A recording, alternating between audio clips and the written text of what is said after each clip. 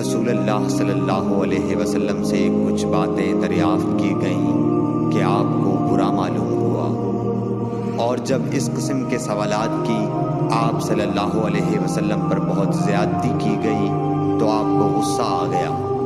پھر آپ نے لوگوں سے فرمایا، اچھا اب مجھ سے جو چاہو پوچھو۔ تو ایک شخص نے دریافت کیا کہ میرا باپ کون ہے؟ آپ نے فرمایا، تیرا باپ حذافہ ہے۔ پھر دوسرا آدمی کھڑا ہوا اور اس نے پوچھا کہ یا رسول اللہ میرا باپ کون ہے؟ آپ نے فرمایا کہ تیرا باپ سالم شیبہ کا آزاد کردہ غلام ہے۔ آخر حضرت عمر رضی اللہ تعالی عنہ نے آپ کے چہرہ مبارک کا حال دیکھا تو عرض کیا، یا رسول اللہ ہم ان باتوں کے دریافت کرنے سے جو آپ کو ناگوار ہوں اللہ تعالی سے توبہ کرتے ہیں۔ صحیح بخاری حدیث نمبر 92۔